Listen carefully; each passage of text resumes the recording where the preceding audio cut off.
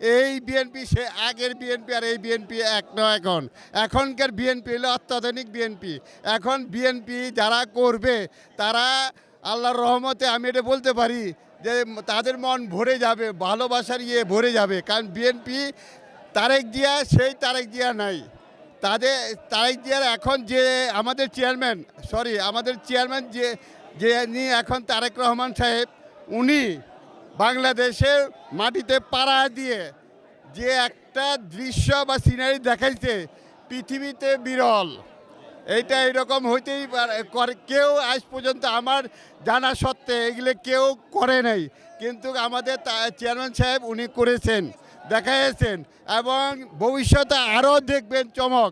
কারণ এই আমাদের চেয়ারম্যান সাহেব মানুষকে অন্তর দিয়ে ভালোবাসে দেখেই সে ভালোবাসার প্রতিফলন এখন আপনারা দেখতেছেন, সামনে আরও দেখবেন।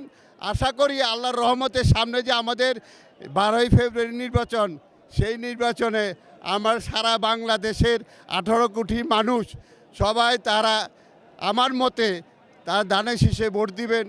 ধানের শীষে ভোট দিয়ে আমাদের এই দলটাকে শক্তিশালী করুন। আমাদের দেশনেত্রী বেগম খালেদা জিয়াকে আপনারা জানেন, যিনি এই দেশে অকুতোভয় সৈনিকের মতো সবসময় মানুষের জন্য, দেশের জন্য লড়ে গিয়েছেন। তাকে কিভাবে জেলখানায় বন্দি করে রেখে, একটি মিথ্যা মামলায় বন্দি করে রেখে তাকে তিলে তিলে হত্যা করা হয়েছে।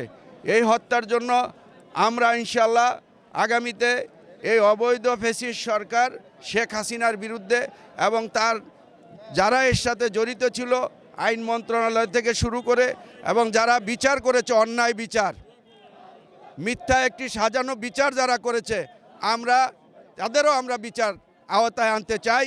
তাদেরকে বিচারের আওতায় আনতে হবে, কারণ এই দেশে অন্যায় জুলুম করে কেউ যেন টিকতে না পারে সেটি আমরা দৃষ্টান্ত রাখতে চাই। আজকে এই শহীদ রাষ্ট্রপতি জিয়াউর রহমানের 90তম জন্মবার্ষিকী উপলক্ষে এটি আমাদের ওয়াদা এবং অঙ্গীকার।